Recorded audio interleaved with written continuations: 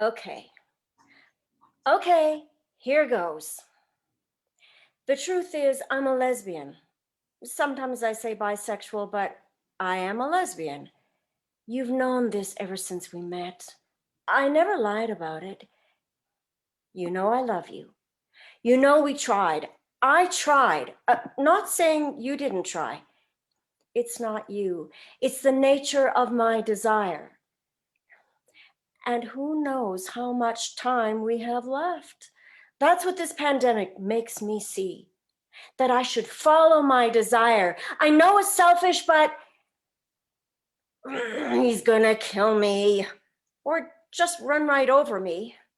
Or ignore me. You see how I get caught up in words and nonsense? I don't sound clear. I'm not speaking my truth. I'm whining. He won't believe me. I've told him before.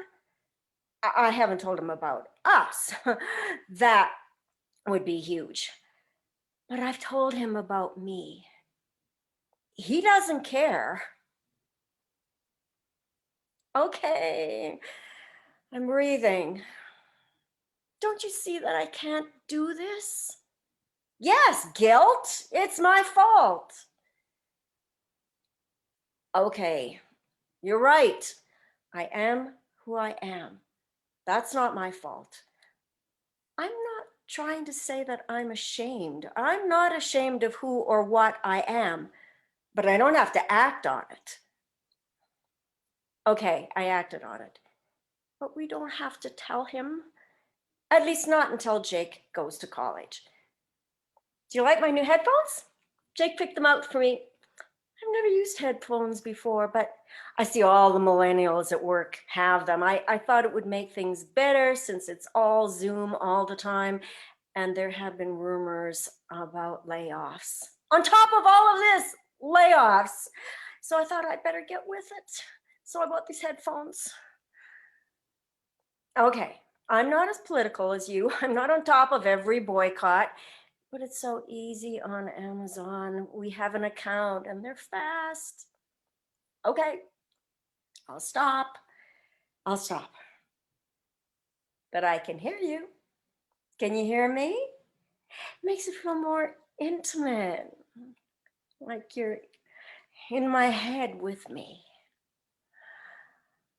Yes, I miss you too. I want to be there, but even if I said something, he won't believe me. No one ever believes me. When I came out, when I told my father, he laughed. He said, "That's ridiculous." He said, "Okay, love who you want, but you're totally fuckable. You'll always be fuckable." My father said that. I shaved my head. Men still wanted to fuck me. Stop. Don't tease. Yes, obviously I pass, but passing is its own prison. I know who I am and what I want.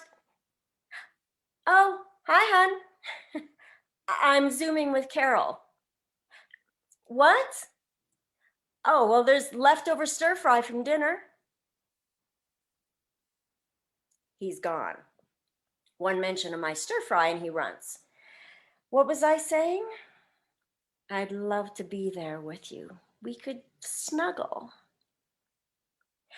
Well, we all think the grass is greener. All the people like you, alone, want to be surrounded by family or somebody who loves you.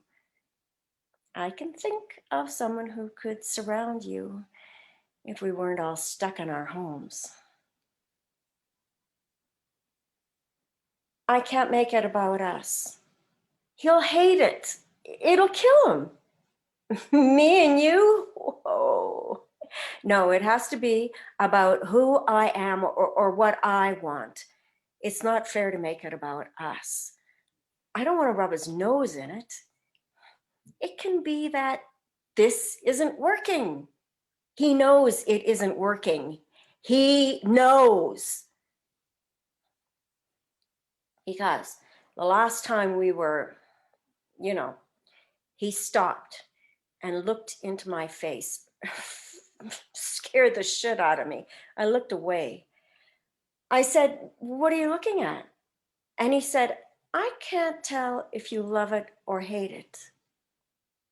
I wanted to say, "I hate it," but I couldn't say that.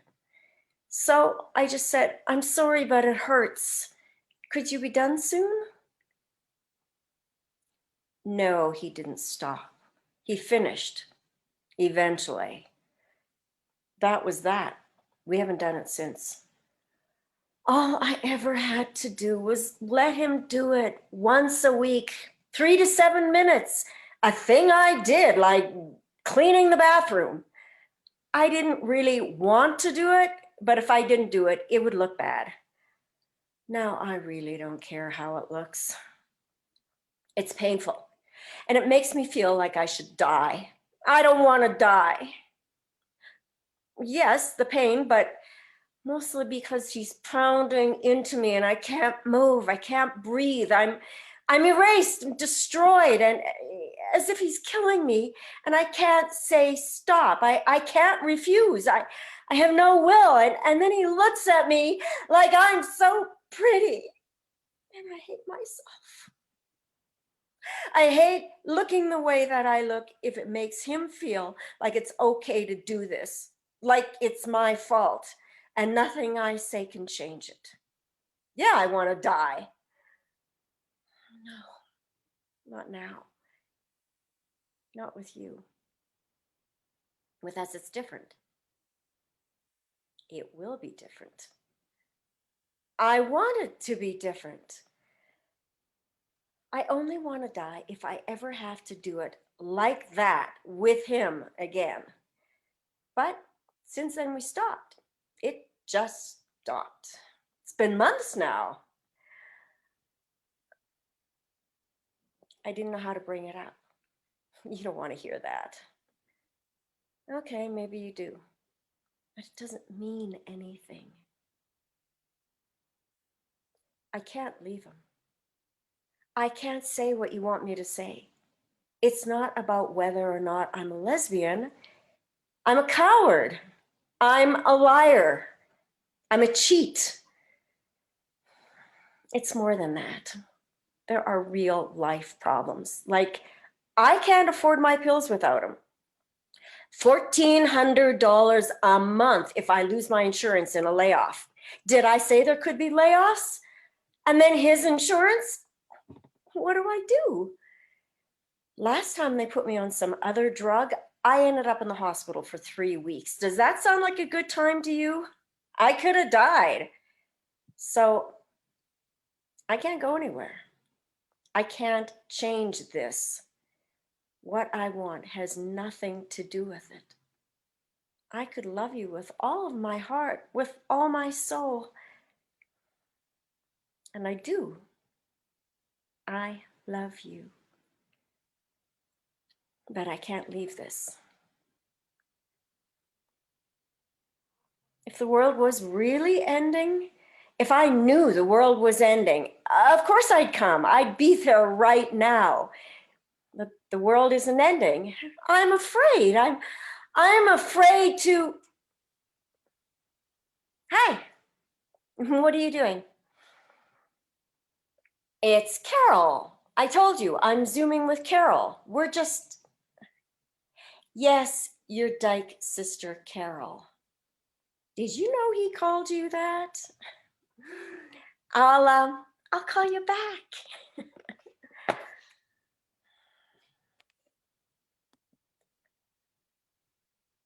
How long were you standing there? You want something else? No stir fry? I could heat it up. What? Well, you overheard the end of a conversation. You didn't hear the whole thing. I don't know what it sounded like. I don't know what you're imagining. Carol? You're kidding, right? Your dyke sister? Oh, she's way too hardcore for me. Seriously, you think I'd with her? Please, we were just talking. What do you think you heard? That I love her? Of course I love her. She's your sister. I couldn't fall in love with your sister. That would be horrible. I couldn't live with myself. I couldn't do that to you. I love you. Come on. She's lonely. She's all alone.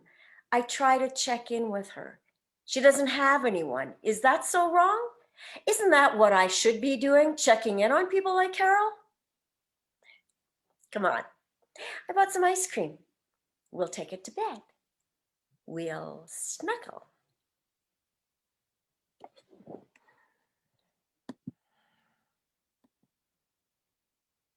The previous play was Pretty Queer by Emma Goldman-Sherman, directed and performed by Talia Pura.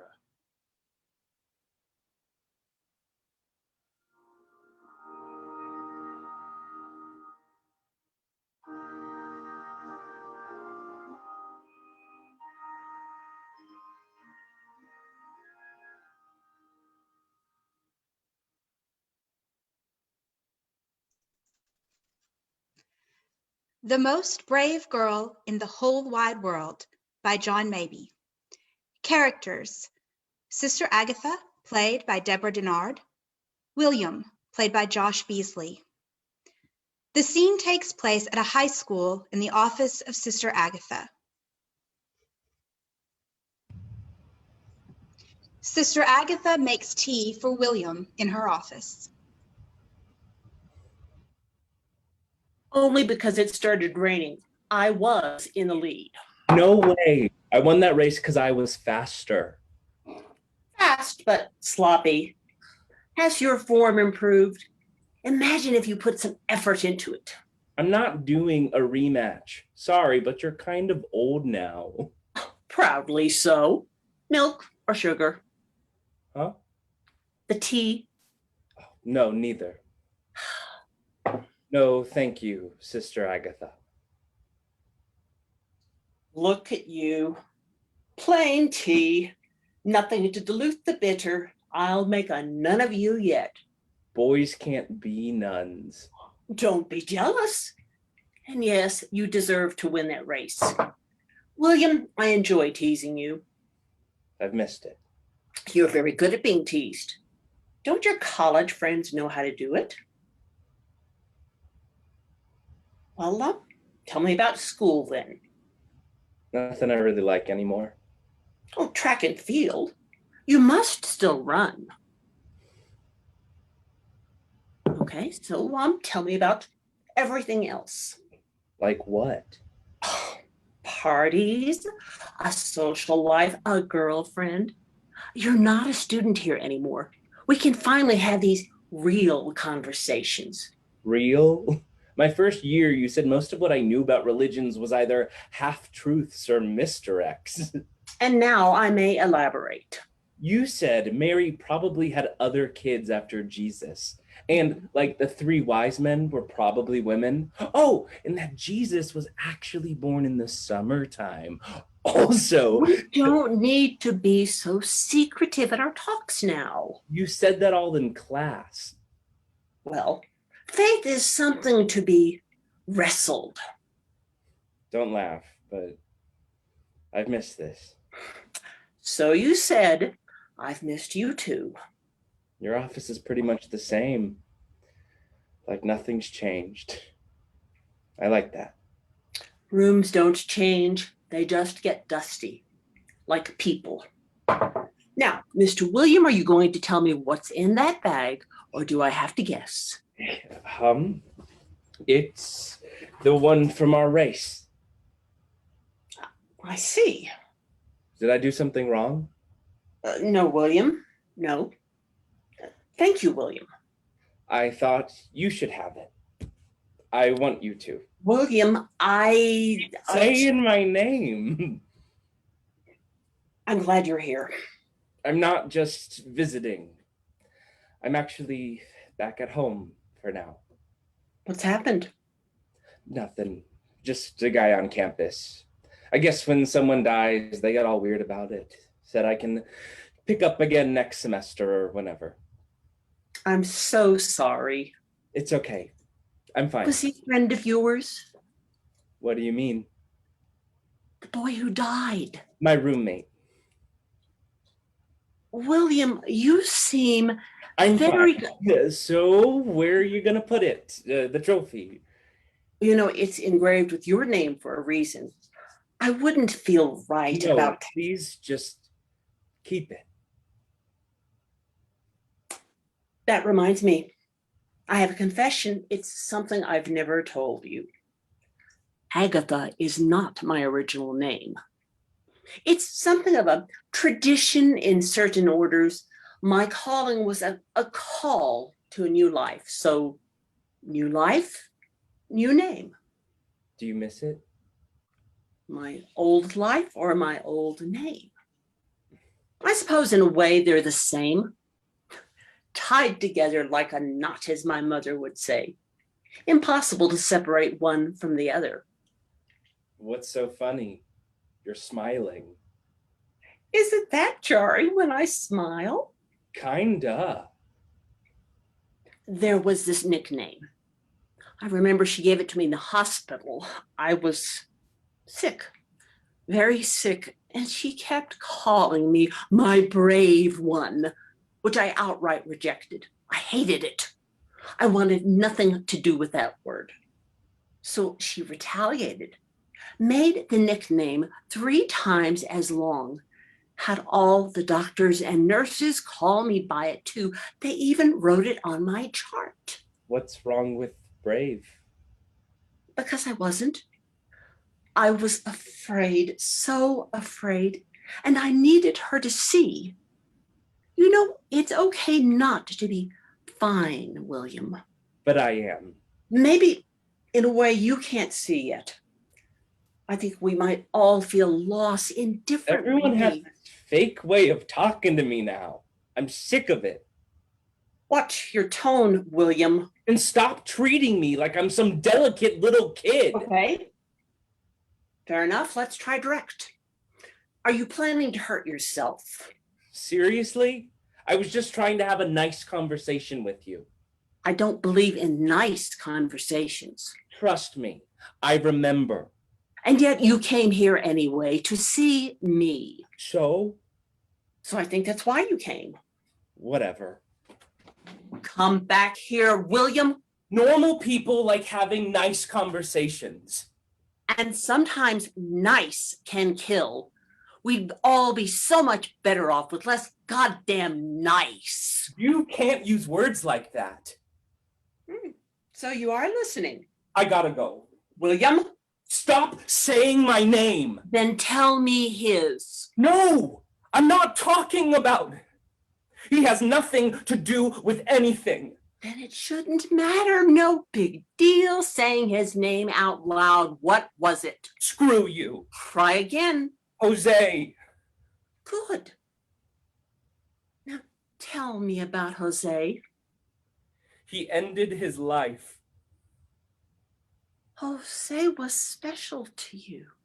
Sure, whatever. You loved him. You can talk about Jose here. About the two of you. He was Catholic, you know? Very devout, intense, so smart, beautiful, kind. And the boy could talk. We got into these sessions at night, every night, religion and philosophy and comic book mythology and staying up way too late. I always woke up in his bed. Later, we made it official, just push the beds together at night and back again in the morning. And then we didn't even bother pushing them back apart. He still got a church service.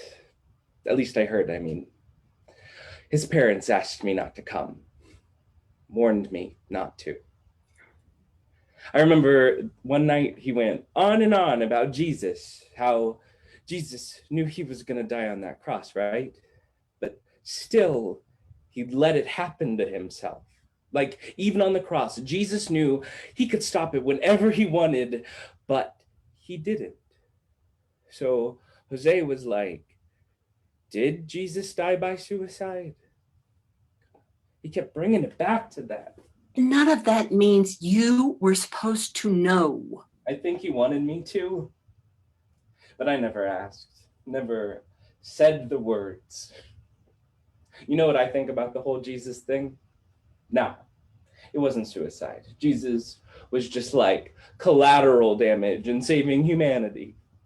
The real ones responsible were all those people around him, wailing, claiming to love him, but did nothing while he was up there. Why didn't they do something? How could they just watch him die like that? It wasn't your fault. I don't even sleep now. It's like I just lose time. I can't keep doing this. Anthony. Huh? I was deciding on your new nickname. That's not a nickname. Sure it is. Don't want one. Then I'm going to stay with you until you do. That's a stupid nickname. Probably. Patron saint of lost things? Not just things. Let's see. Yes, next Saturday night, the chapel is free and I'm going to hold my own service for Jose and everyone is welcome. You can't do that. Sure I can. I'll invite some friends of mine who would love to hear about Jose too. Let me guess. Like a counselor or whatever? Don't be so obvious. I know lots of interesting people. Come back here tomorrow morning. You can help me plan it and wear proper shoes. 4? I still run a mile every morning. You'll join me if you can keep up. I know what you're doing. Good. Then stop. You can't fix this with some fake funeral. Nothing is going to bring Jose back. Nothing will ever bring him back. Then what's the point? Yes, let's find it.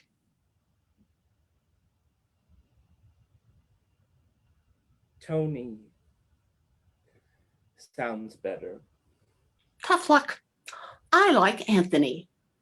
Just be grateful it's one word and not 9. What if I can't do this? What if I can't do any of this anymore? Brave and afraid, tied together like a knot.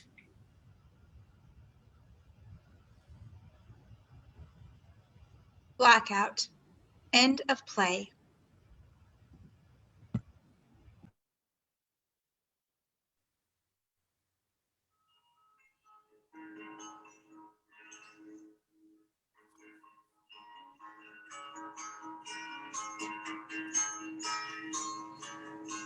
Everything turn, turn, turn.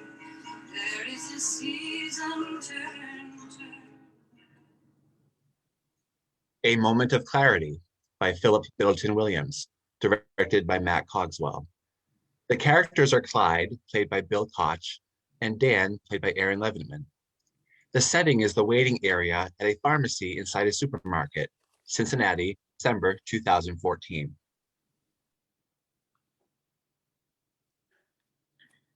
Pharmacist says it'll take about 10 minutes. She'll let us know when it's ready.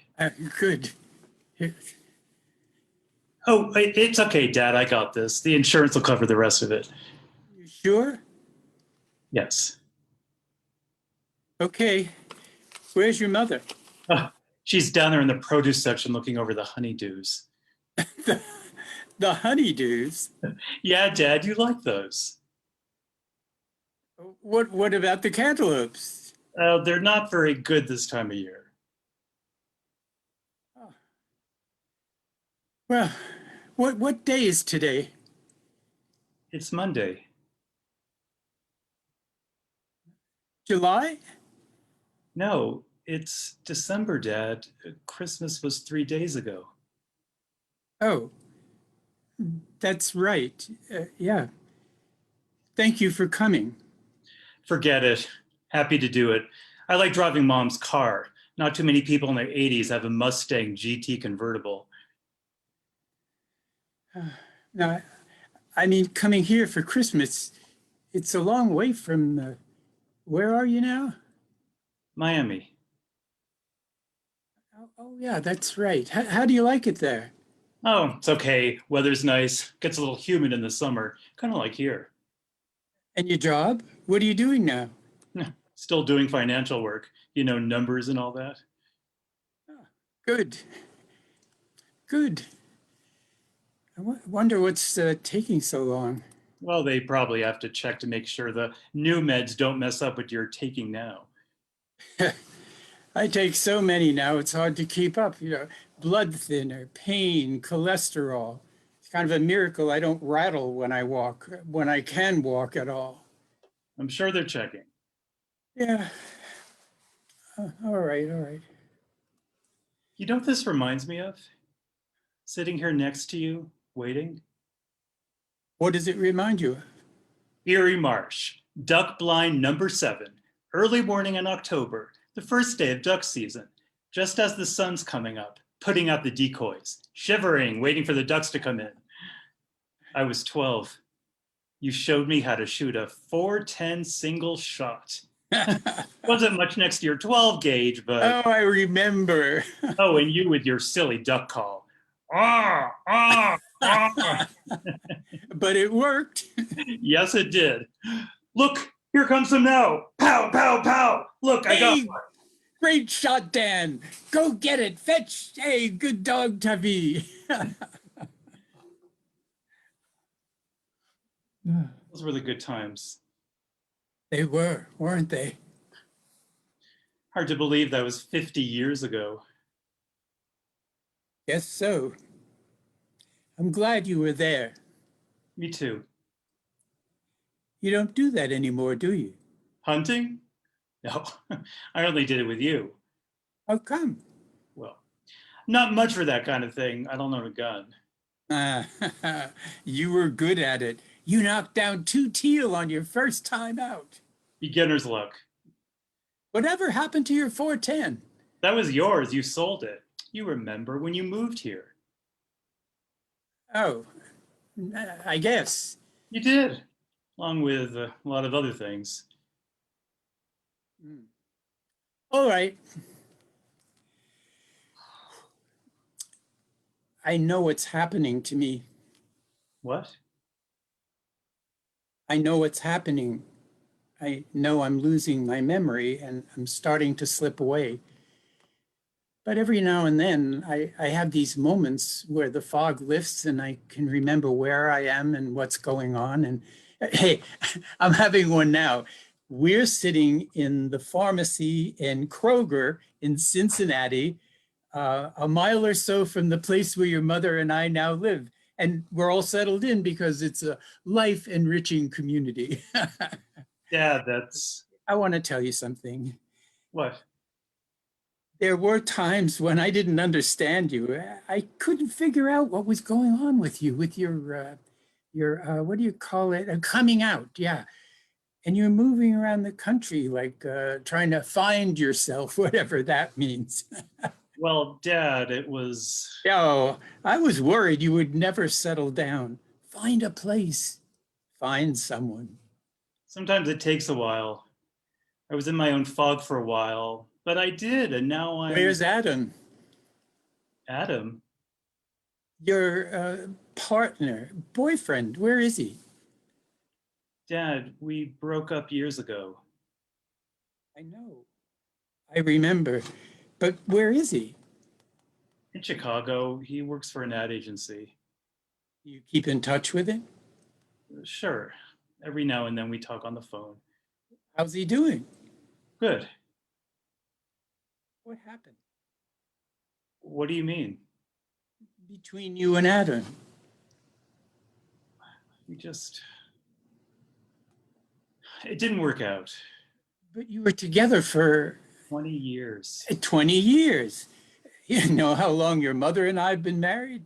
65 years next June. That's right, 65 years. Some people are lucky like that, Dad. It wasn't luck. I don't know what it was, but any chance you and he will get back together? No, Dad. He's met someone. They're getting married soon. Oh, well, good. Are you seeing anyone? Well, no. I hope you find someone. I want to know that you're happy. I am, Dad. Well, that's what I wanted to tell you. I love you. I'm proud of you. And all I ever wanted was for you to be happy. You know that, don't you? Yes, Dad. You I'm sure? happy. Yes, I'm fine. Dad, it's time for me to tell you something. What? I already know you're gay. What else is there? You know those mornings we got up in the dark and drove out to Erie Marsh and sat in that damn number 7 duck blind and drank coffee, that horrible coffee, and waited for those stupid ducks to come in? Yes, I do remember that. Well, Dad, I hated it. You hated it? Every damn minute of it. I hated being out in the cold. I hated the smell of the marsh. I hated shooting a duck, seeing it explode in midair and fall into the water. I even hated eating them just to prove that it wasn't for the sick sport of shooting a bird. Then why the hell did you go? I mean, I could have taken your brother. Steve would have at least enjoyed it. Why didn't you say something back then? Because I saw how much it meant to you. It was also the one chance I had to do something with you that didn't require natural athletic ability like Steve, and I loved being with you. That meant more to me than anything.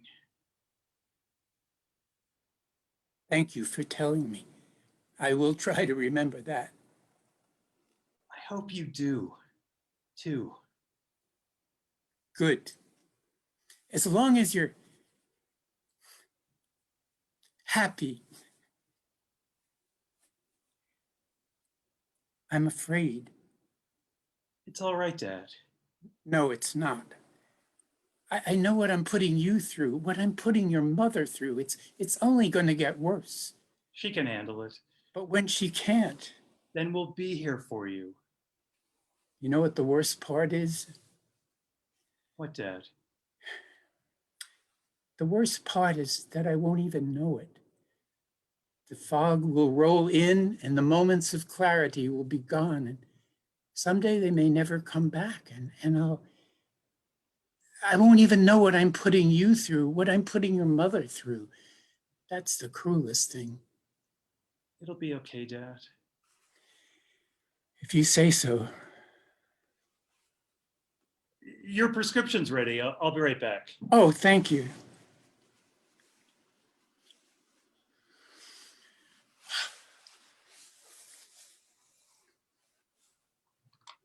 We're all set, Dad. Why don't we just wait here for Mom to come back, okay? Okay, where is she? Oh, she's probably moved on to the meat department by now, getting some of those pork chops you like. Oh, good. What day is today? It's Monday. Oh, July, right? No, Dad. It's December. Christmas was 3 days ago. Oh. Thank you for coming. Happy to do it, Dad. Happy to do it.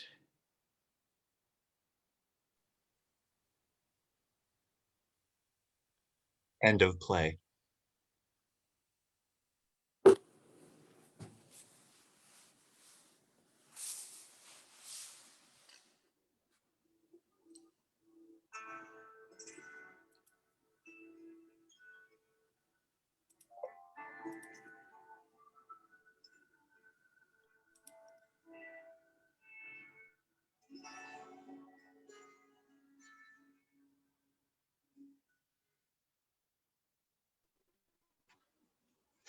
Davy and Stu by Anton Dudley. Directed by Andra Hunter. Characters: Davy, played by Noah Cole Johnson. Stu, played by Liam Rio. Setting: a field on a hill, a southern island in the Orkney Island chain, Scotland.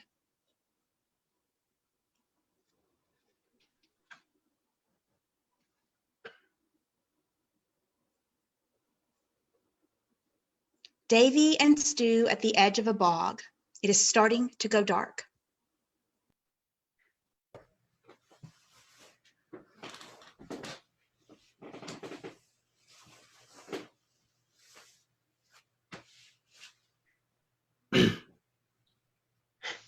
I was dreaming I was a child in your arms.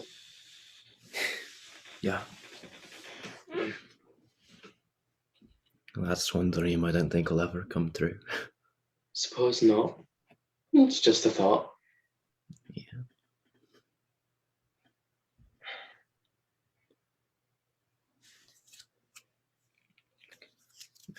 Well, how's your mother?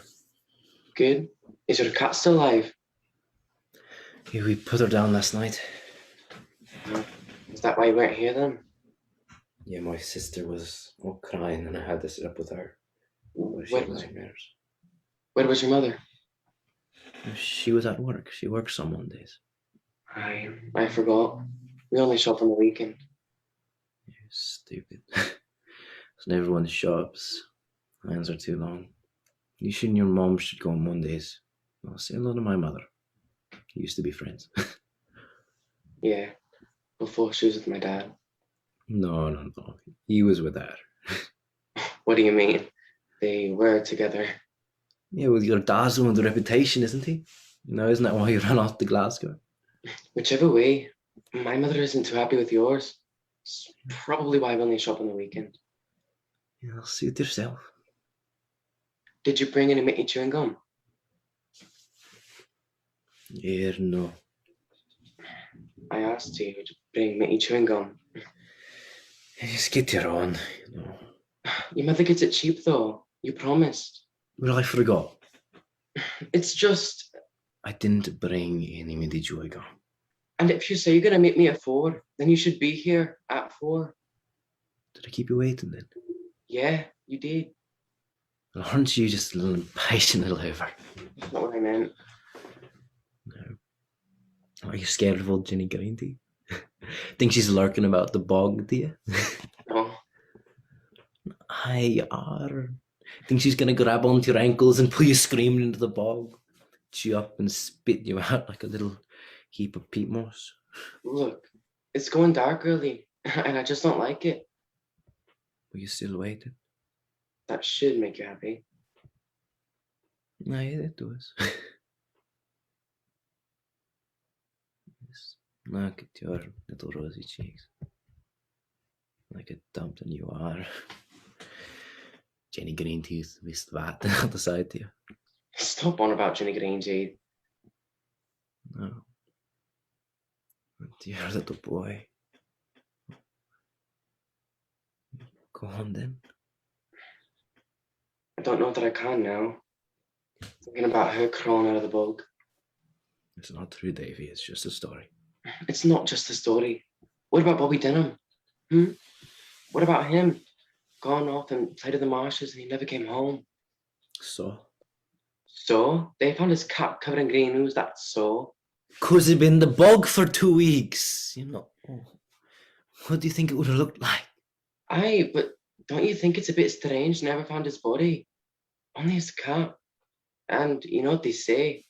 Jenny Greenteeth will pull those boys into the bog and eat them there. Then she flosses her teeth with her dark brown hair. That's what they say. That's why all they found is his cap. I think you're talking a lot of rubbish. I think Bobby Denham would disagree. Bobby Denham. Bobby Denham was a nasty little prat, who probably got what was coming to him. With or without the help of one Jenny Greenteeth. No. Here, look, it's getting dark now. If you want to get home before the sun does, I suggest we go. But didn't you bring the torch? Of course I did. I got farther to go than you. I wish we could go to my house. It's not gonna happen. Could do. Someday. Someday in your dreams. You don't have to notice the real world, do you, Davy? Ducky sod. Have you ever heard a wind song, Stu? What? A wind song. It was in a poem I read in school today. His heart awoke from a lonely sleep, and from the heath a wind song sang. I forget the rest, but I don't think I've ever heard one. There's no such thing. Yeah, but it was in the poem. So? The bloke must have made it up. Yeah, but he must have thought he heard it. Music in the wind. Or banshees screaming. It's all the same, Davy. Or you and your imagination. You're gonna drive yourself to Larley with all that dreaming. What do you dream about? I don't. Do you ever dream about leaving? What? This place? Yeah, For where? I fancy living in the city, where the lights are always on, where you can always hear the people. Don't get privacy in the city. I don't think you need privacy in the city. No one cares. You can stand in the middle of the street, starkers, and be perfectly invisible. The country is inhabited by nosy parkers, but the city, they've got other things to worry about, like their own lives. Yeah, well, be sure to visit me out here. Stop the pig's dinner at my farm. You won't catch me in no bloody city. Oh, going to have yourself a pair of oversized welly boots and a flock of sheep, are you? Where did you get language like that? I'll box your bloody ears in. Okay, you win. Who's the strongest? Get off. Who's the strongest? You are. I say Stu's the strongest. Stu's the strongest. Now get off, you're hurting me. You're soft, you are. Stu, What? did you take a bath after school? Is that why you went here at 4? No, it's filthy though. Rugby field is muddy. But you're always filthy. That's why they call you Filthy Stew. Yeah, I'll box your bloody ears in again. I don't care. I've never mentioned it before. Then why are you on about it now?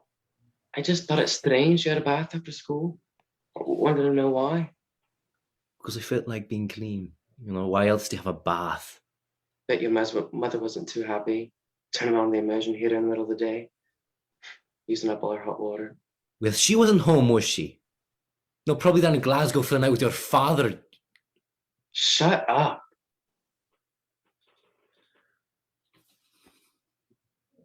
It's getting a bit dark. Put the torch on the scary old Jenny green teeth. Shall I? Oh, she doesn't come out at night. No. No. At night, she sleeps aboard the bog, scraping the bones of the boys she ate during the day. She files them down with a piece of flint and then builds traps with them to catch little girls and rabbits and moles and sheep. When the boys hear them screaming, they run to the marshes to set them free. And then Jenny Greenteeth will pull those boys into the bog and feast on them. So we can stay out here all night then? You know, if Jenny's busying herself with making cages and traps? No, because at night comes a Tagswell troll. So what? Where have you been, Stu? Well, you never told these stories when you were younger. No. You know, I was too busy stopping the pig's feed and shaving the sheep and cutting the heads off the rabbits, so your mother could have dinner on your table. Anyway, I have to say I'm not regretting it. You know, I can't very well be afraid of what I don't know about, can I? But you can't be ready for it either, if you don't know about it. I don't think I have to be ready for no Tarkswood troll, Davy. And if you're so scared, you needn't be. No. I'm strong enough to beat them off you. Yeah, I suppose you are. Don't suppose, no, it is truth. Yeah, I do. Well, that's right then. Stu?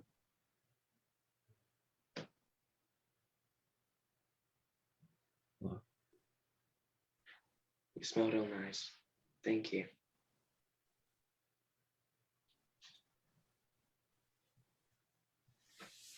The sky goes dark. End of play.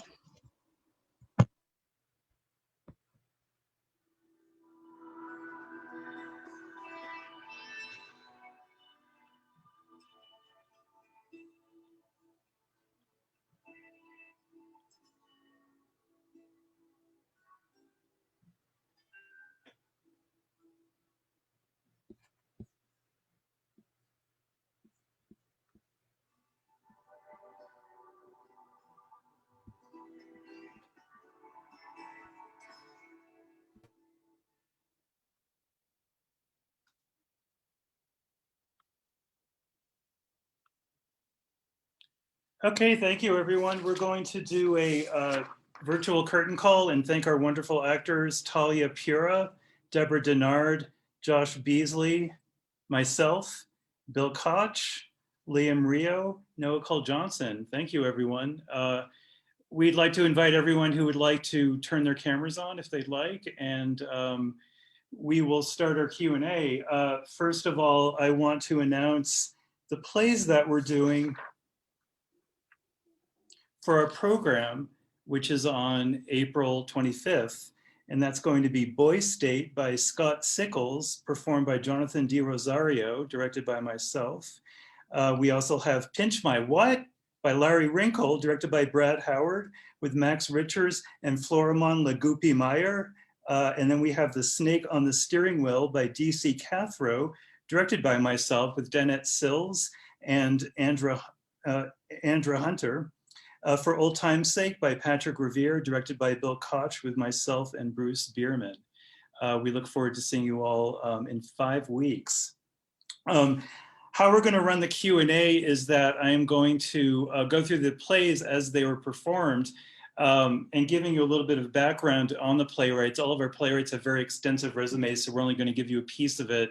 If you do want to read about bios from our actors that have been involved, you can go to our Facebook page, and if you scroll down the various posts, you'll see information about them. We just don't have time to read them all here. But after we're done with, after I ask questions with the four playwrights, and our actors and directors who are able to participate as well, we will then open it up to questions from all of you about all the plays you've seen, and hopefully everyone can stick around for that as well. So with that, I'm going to rename myself my actual name, and we'll get started. Okay. Emma Goldman-Sherman is living in New York City. She was a finalist with Unicorn last year. Her play Why Birds Fly is a finalist with Unicorn. She's been published by Smith & Krause and Applause. She's earned an MFA from the University of Iowa, where she received the Norman Felton Fellowship, and has also won awards for plays addressing social justice for Antigone's Sister, and received a Jane Chambers Award for Perfect Women. She's a member of the LPTW and the Dramatists Guild. You can go to her website, bravespace.online. Emma, it's great to have you here. I've known about your work for a while now, and I first have to ask you about your name. I understand that it is a name that you created for yourself. It's not your given name, or is that's what I've heard through the playwright circle. Is that correct? Yes, it's not my birth name. Okay. And I wrote a play about it, and it's called Fucked, F-U-K-T. Okay. And so there's a long 90-minute answer. Okay. Well, is it readable on NPX? It is. I'll be checking it. I think I told you, I might have told you through an email, that I'm actually related to the other Emma Goldman. Yes, fabulous. Yes. I wish I was. Oh, so I have activism on my blood, on my mother's side, and my cousins on my father's side, their last name is Sherman. So I think we might be related somehow, either spiritually or otherwise. Maybe. My Okay. Sherman is by marriage. So. Yeah. Okay. The play Pretty Queer is really interesting in the sort of, scope of like COVID plays that are coming out in COVID films. I saw many at South by Southwest last week, and TV programs that are coming out that were shot in the last year. But I think what's interesting is that it combines this, the feeling of being trapped in quarantine with being trapped in an identity in a marriage that doesn't belong to you. And I think the confluence of those two in your play is very interesting. Is that what you were going towards? Yes, definitely. I mean, we've all been feeling so trapped. Mm-hmm. And so here is this character who I thought would be trapped on many, many levels. And so, yeah, I haven't written a lot about COVID specifically, but so many people have asked that this was my COVID piece, really. It's probably the only specifically COVID piece I've written. Well, and a lot of plays I think are addressing not so much the pandemic directly, but issues that it brings up, such as, being trapped, or just humanitarianism, or illness in general, or pandemics in general, or shifting, all kinds of changes we're going through. So politics, certainly. What do you think in terms of the character of Margaret? I guess I'm curious what you see as like her future. Do you see her as changing her life at some point, or is she the kind of character that's going to sort of stay where she is because it's safer or easier? I don't know. I mean, I wouldn't give up hope. Mm-hmm. At the end of the monologue, she's certainly digging in deeper into the trappedness. And I really want to thank Talia. It was really a great treat to see your work. Thank you so much. Beautiful, beautiful work. So thank you, Talia. And I think COVID has really helped a lot of us take time to look at our priorities. Yeah. And so even though she may not be ready or be able to see her way out of her trappedness, I just thought the idea of, what would we do if the world was ending? How honest could we be with ourselves, with each other? That was a question that I was trying to think about. Absolutely. And I think the last year has made us think about these things. Who do we want to be with if the world is ending? A lot of us have felt like it has. Do you see this as a part of a longer piece that you might develop at some point, or do you not know yet? Or I don't know. I'm pretty slow. I mean, I have full-length plays that have taken me 30 years to finish. Yeah. So, I'm always chipping away at something. I have no idea. Well, and I think a lot of short plays like the ones we performed in our series have worked great as short plays and don't necessarily need to be longer pieces. That's the beauty of short plays, is they're sometimes beautifully contained in 10 minutes, 15 minutes, as your play does. We really get a strong sense of Margaret in that period of time. Well, Talia, let's talk to you for a minute.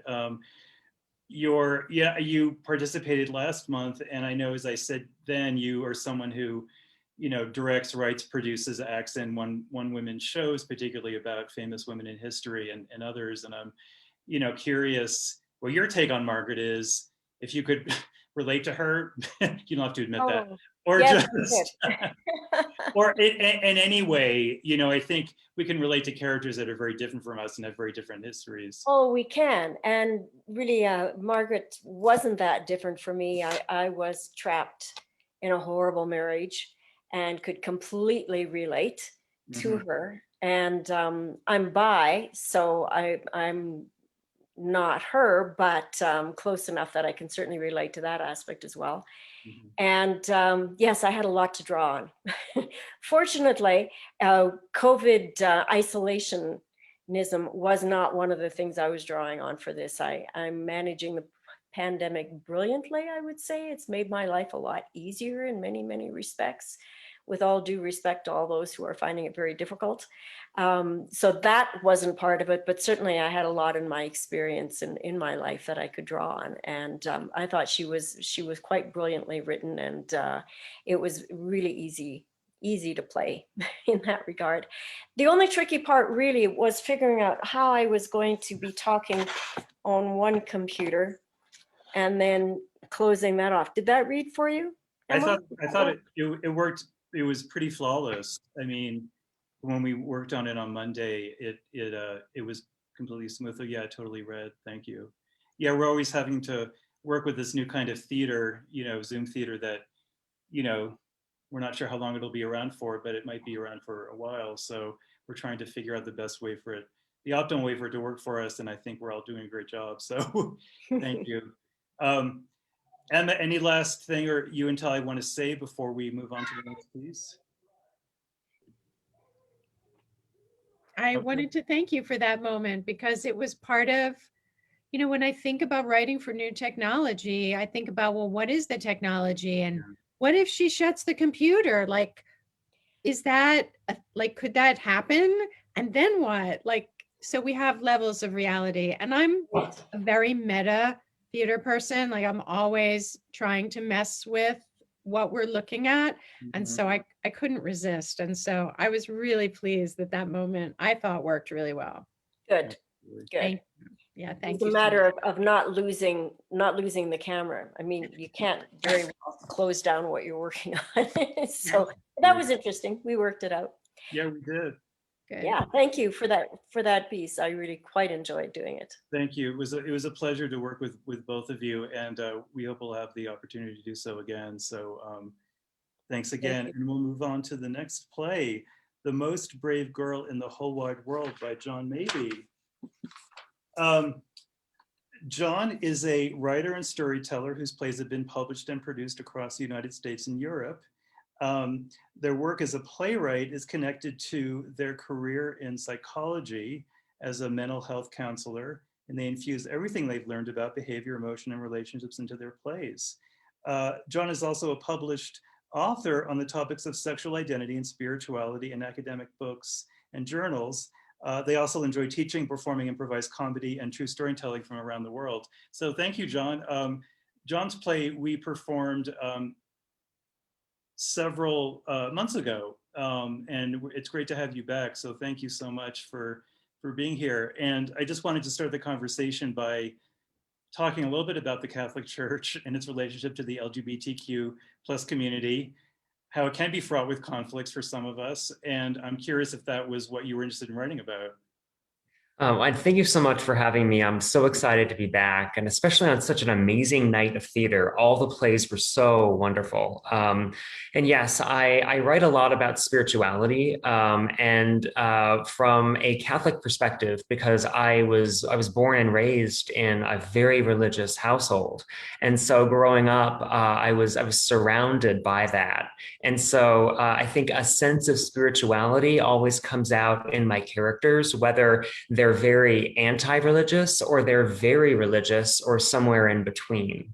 And in this play specifically, I really liked exploring and playing with the idea that although the Catholic Church might not be very friendly toward queer people in many ways, there are people within the church that still are. And so it's that dichotomy of that's wonderful, and at the same time, you don't always know who you can go to.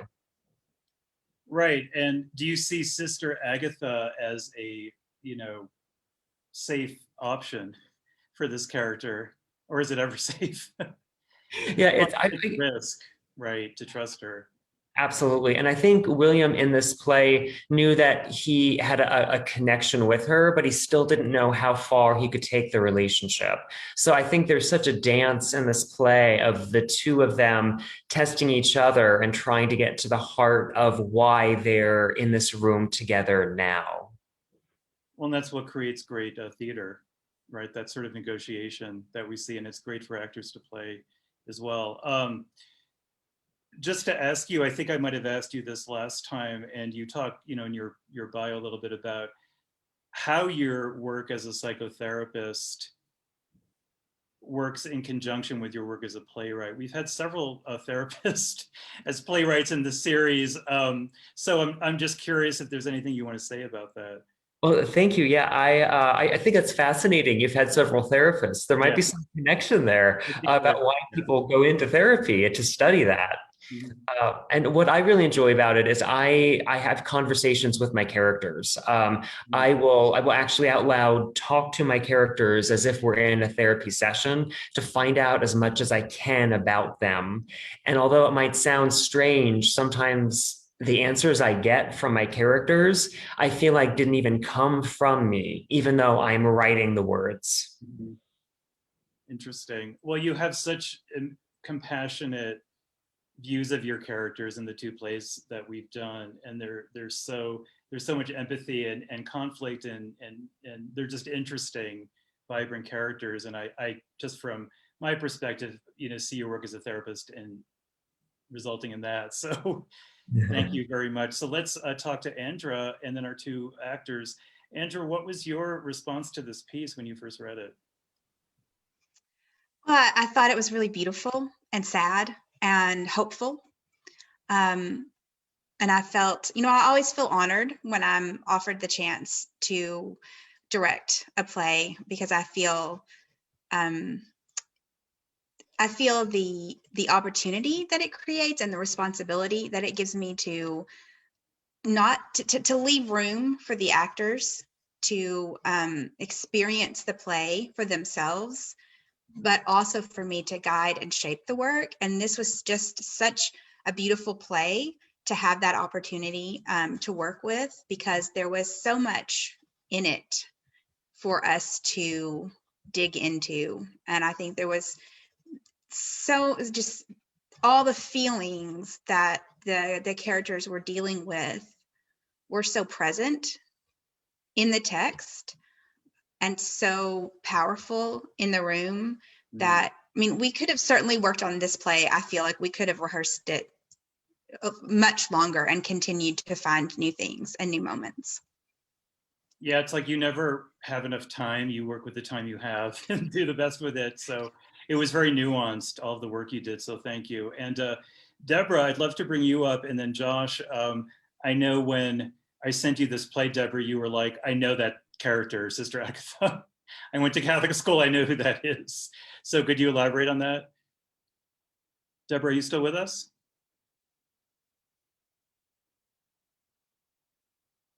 Oh, I think she had to leave. Okay. Josh, we'd love to, I know you're still here. I see you. Tell me what you thought about William, playing William. Yeah, I really loved the role of William. I loved the balance between fear and bravery and belief and knowledge that William struggled with throughout the whole piece, of knowing what he's planning to do and why he's here, and his belief of the perception of his presence here. Plus, like, the battle between being in a space that it's you have grown so much from and you are returning to. I think William is he is one of those characters that I adored playing, that I personally haven't gotten a lot of chances to play. As someone who I feel like I have like an older aesthetic to myself, and I loved and so when I was first offered the role, I was like, really, me? But then I was like, wait, really, me? I really connected to this character in a lot of ways that was very surprising. And I just am very grateful to be a part of this piece. Yeah. It was great to have you. And I know you're moving to Chicago soon, correct? Yes. Yeah. In a couple months. Huh? Oh, what did you say? I said a couple months. No, I months. was just going to say best of luck with that. Yeah. Well, thank you all for your work. We hope to work with all of you again, and we'll move on to the next play.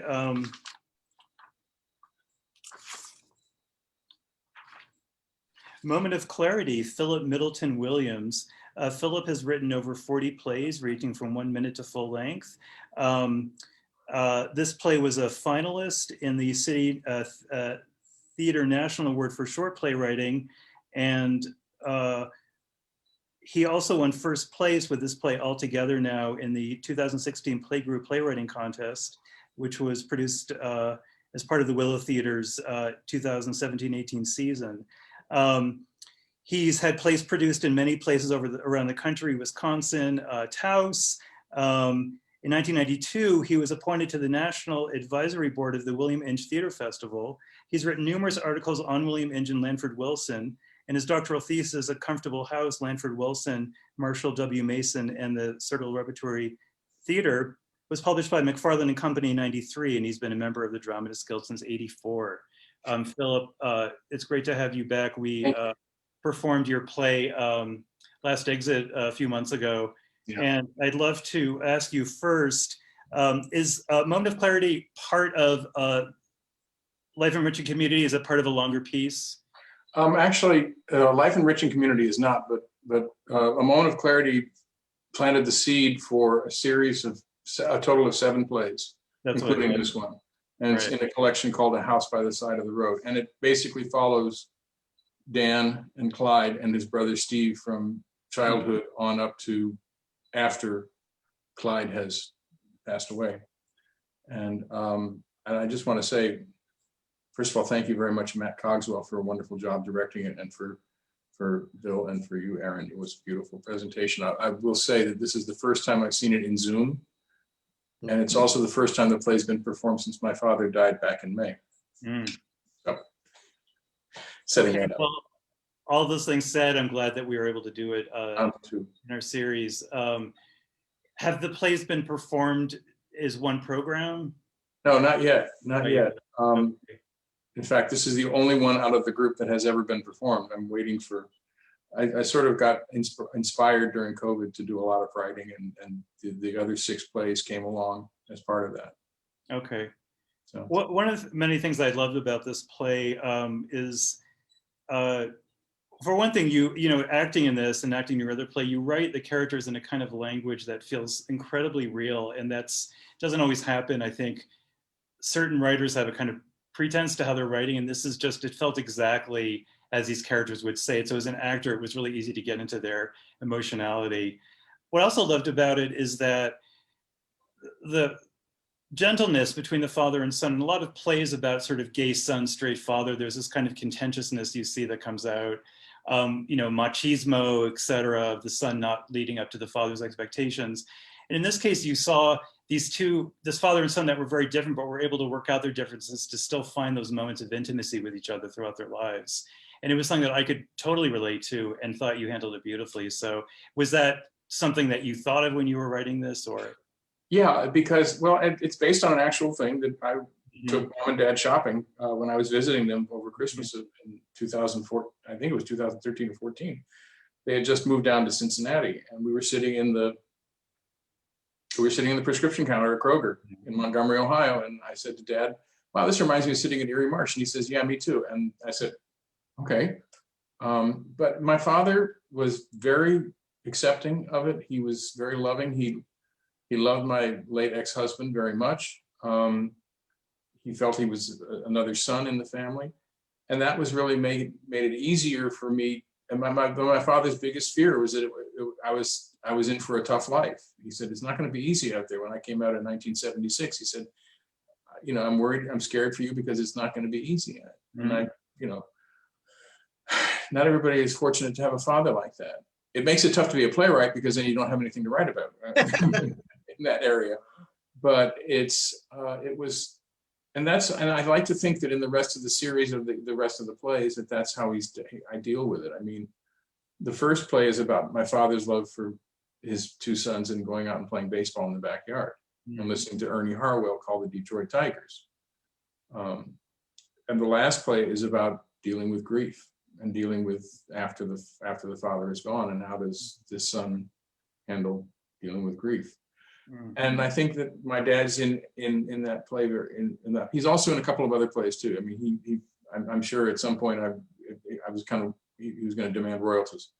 I think all of our family members will, you know, could claim. I think that sometimes their biggest fear is that we won't write about them. Right. Or it depends how we write about them. But you write about this character with such, you know, tenderness and nuance, and he's a really beautiful character. We'll talk to Bill in a second about his experience playing him. I mean, I think it's interesting when you said that they think about, you know, duck hunting when they're sitting in the pharmacy, and that happens, in families in our lives, that these moments from our histories just come out at interesting times, and we're reminded of interesting things at odd times. And I think particularly over the last year that we've had all this time to sort of shut down and reflect, I can say for me that's come up quite a bit. So thank you. So Matt, let's talk to you. This is the second play you've directed of Philip's, and what's been your experience directing, this play in particular, but both of his work, or what do you connect to Philip as a writer that you could tell us? Well, I really love Philip's work to begin with, and I saw his name and I said yes before I even saw the title. And I knew the play, so I was very happy to see it. It is part of his longer work, and you said a lot about it already, but I love father-son plays, and like you said, it's not a dramatic, terrible relationship that they tend to sometimes be. Yet there's moments in these characters where there are things unsaid, and there are pauses and moments that the actor so brilliantly played with, and I really love that. It's a play about holding on to things that haven't been said for too long, and being able to say that before that opportunity is over. So it's really a beautiful play, and Philip and I talked about it a little bit, and we've talked about it as actors, and just a good experience. Thank you. Bill, you had the privilege of playing this fascinating, beautiful, funny character. What was your relationship to him when we were I could tell because I worked on it with you, but you could tell all of us your process. Well, first off, Philip, thank you for this beautiful, beautiful play. The characters I love the characters are so real, and the normal mixture of what's moving, what's humorous. It was like stepping into someone's shoes for a few minutes of real life in somebody else's world. And I can't wait to see the rest of it, because I've really come to really care about both characters. There were so many things. My dad had very, very serious Parkinson's, and working on this actually helped me to understand some moments that we had, because he was not communicative. And I don't actually know whether he ever really accepted my gayness or not. But it was wonderful to kind of be in his shoes. And because Clyde's so real, I was able to explore things. It's one of the things I love about theater. I get to explore things I don't have time for in regular life. One of the moments I think I loved the most was, and I didn't get it till the second reading, that Clyde really liked Adam. And that is such a beautiful section to me, that he's sorry that they split up, but he still cares about the partner who's gone. That is so beautiful, and says so much about him. And just that it's always wonderful to, as Matt touched on, it's so always wonderful to show an audience those moments when we finally say the things we wanted to say but have never said. And there's just so many wonderful, beautiful moments in it. And it really was an honor to do this. And as I said, I can't wait to see the rest of it, because these are, and I want to see more of your work too. So thank you so much. You're welcome. Thank you very much. I appreciate it. Yeah, no, it was a pleasure, and I think all of these plays, the program should be done somewhere, and I hope that'll happen, because I think everyone can relate to these stories. They're on NPX. Okay, excellent. So let's move on to our final play. Davy and Stu, Anton Dudley is a playwright and librettist for both opera and musical theater, and has had many off-Broadway productions of his plays.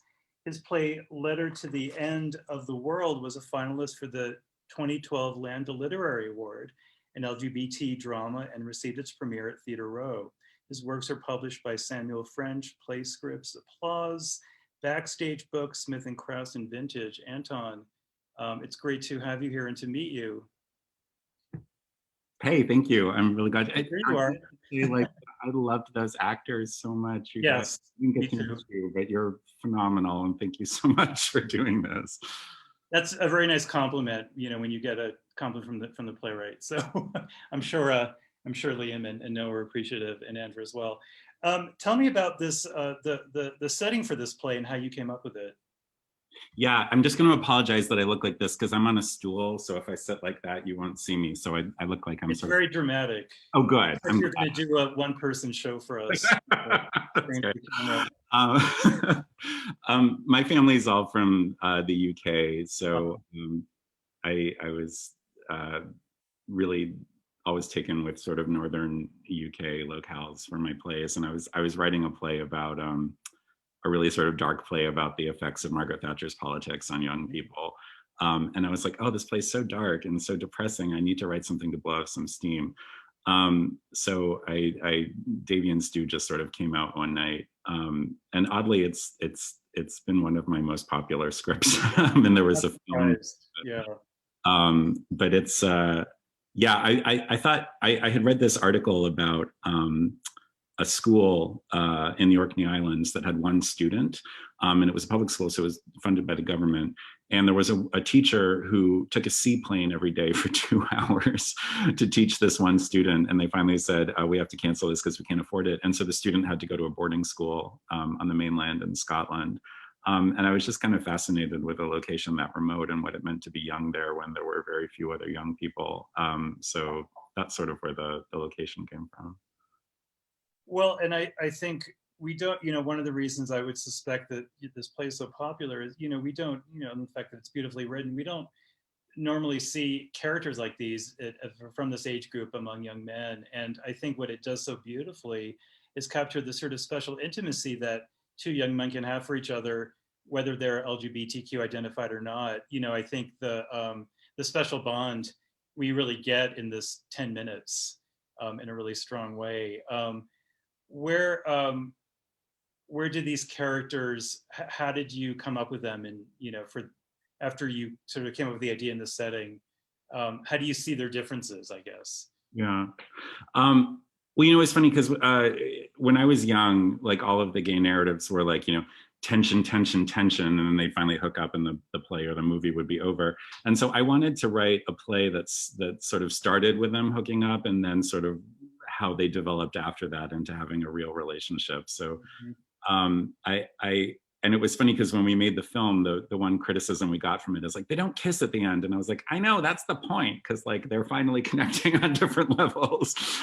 So that's sort of where the characters came from. I think, I do think young people know a lot more about love than we give them credit for. And so I think that, a lot of times in younger narratives, there's the confusion of lust for love. And so I thought I'd like to sort of let young people explore feelings of love beyond feelings of lust. So yeah, that's an interesting question, Aaron. I some people always say, like, whenever plays get done, they're like, which one was you? And I was like, they're all me, I wrote them. But also, like, none of them are me because they're real people. And then of course they become these amazing actors who just did them, who you guys, congratulations. That was really lovely. Nice. Yeah, and we'll let's talk to our actors, and then we'll talk to Andrew as well, who directed them. Liam and Noah, I'd love to hear from both of you about your connection to these characters, what you thought of the piece, what it was about for you. Noah, we can start with you if you're still with us. All right, what was the question again? Oh, well, you can really say whatever you want about the play. I was just kind of introducing the conversation by saying, what did you think about these characters? How did you connect with the character you were playing? What it meant to you? What the story meant to you, I guess, also. Okay, yeah. Well, I mean, connection-wise, I mean, I'm gay, can't you tell from the voice? But yeah, I mean, there's like this kind of tension between them where they can't say that they like each other per se, but they do. And towards the end, it kind of gets better. But I just feel like there's been moments in my life that I've kind of been like that. So I just kind of really related to them, like on a not spiritual level, but more physical, I guess.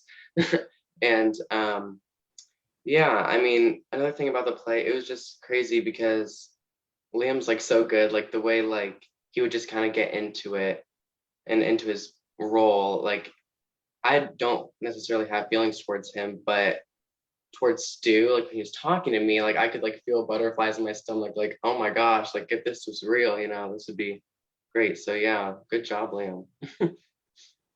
Liam, what about for you? What was your connection to the character you were playing and to the story? Yes. You know, and I wanted to say just. Oh wait, I misheard. Shoot. No, we can hear you. You're good. Unmute yourself. You need to unmute yourself. There you go. There we go. All right. Yeah. Sorry. I don't know if I answered the wrong question or if that question was. We didn't hear anything yet, so you can start again. Oh, okay. All right. Yeah, no, I just want to say for Noah, it was just fantastic working with him, and it was really a wonderful play to work with, and just connecting with the character. And the really cool part was just all the kind of the backstory between the two, and just going through the script again and again, and kind of finding all those little details that really brought these characters together and also drove them apart at certain points in the play. And just kind of going through that from an acting perspective, and seeing how that would take the characters further into the story was really, really fun. And just getting into that really just had that, built that connection between myself and the character. It was really, really fun experience and a beautifully written play. Absolutely beautiful. Thank you. And are you in, looks like you're en route to someplace, so be safe. Are you in Buffalo, right?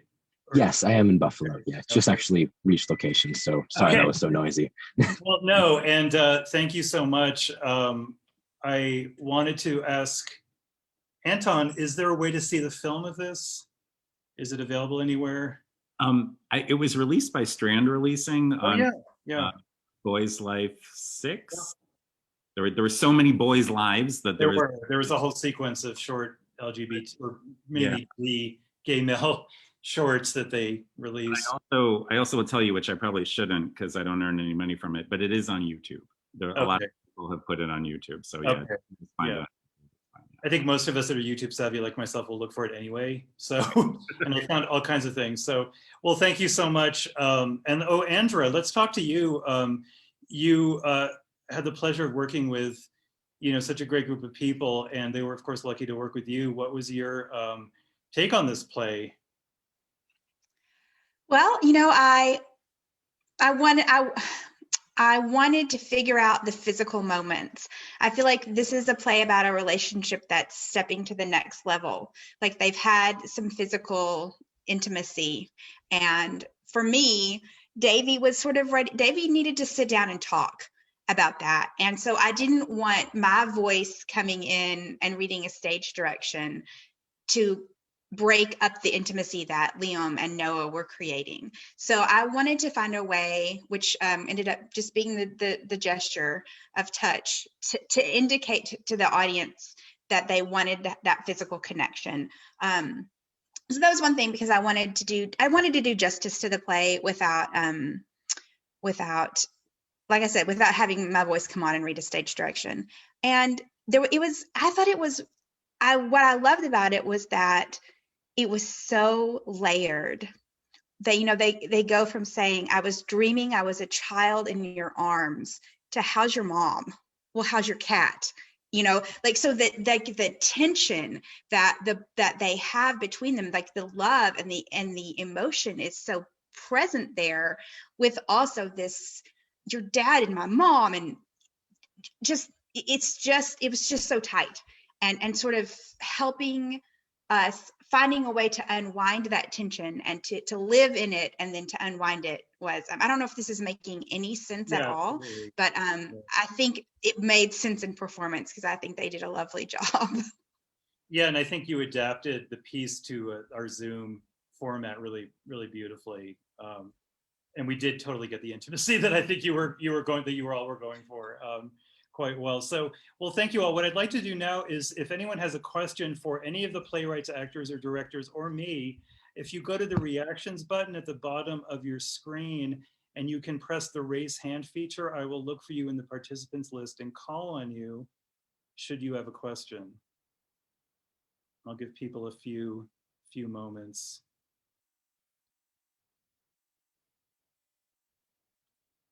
I'm just going to scroll through here. Okay, it looks like we're all, oh, here's Amos. Amos White. Amos, my dear friend, how are you? Amos, if you do have a question, just, there you go. Hey, Aaron, how are you doing? Good to see you. Amos, as you can see, is part of the artist forum that it supported the very, very initial Almost Adults production in New York a million years ago. So we have a lot to thank him for.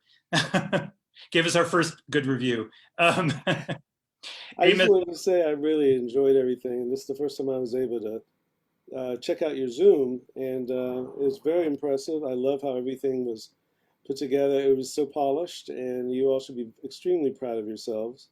I, for one, am really happy to see that this is even a thing. So, as I mentioned to you before, when I was interviewed on local television here in New York, I gave a shout out to you guys, and yes.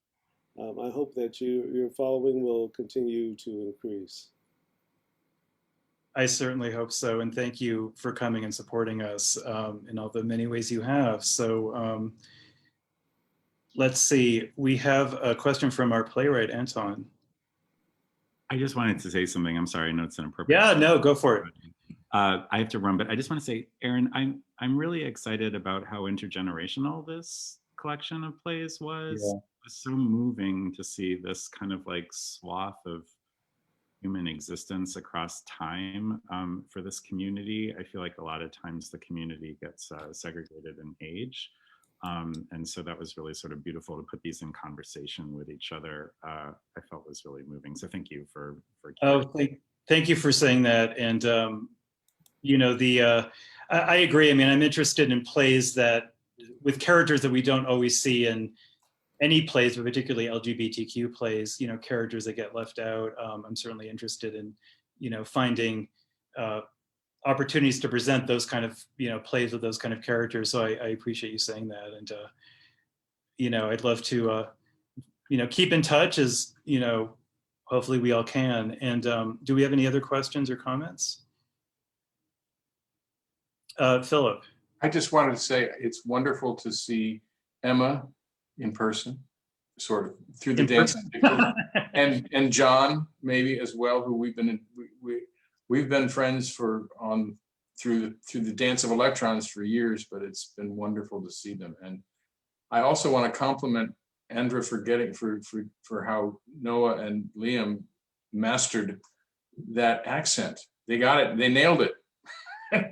And I didn't even need subtitles. It was but it was beautifully done. The rhythm of that play.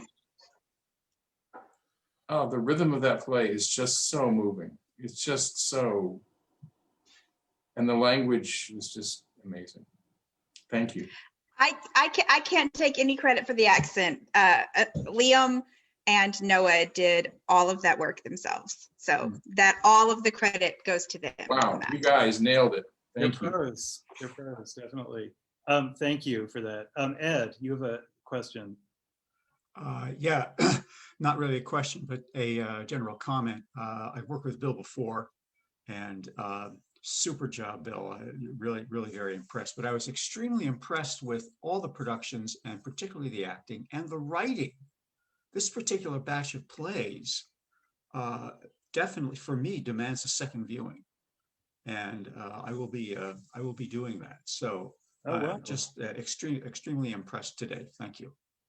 Yes, you can all experience this a second time for the many ways I mentioned earlier. So thank you, Ed, for saying that. It is, you know, I think that doing any kind of readings, performance, it is about everyone that's working on it. It's the actors and directors, you know, doing their best to sort of promote the playwright's message. And it's a, you know, collective medium. And you know, as I always say every month, I'm, you know, just grateful to have so many talented people in my life that are interested in doing this kind of work at this point in time. So thank you, Ed. Any other comments or questions? Okay, we're actually out of time. And I wanted to thank everybody for coming, all of the actors, playwrights, directors, audience members for being here. And we hope to see you on April 25th. With that, signing off.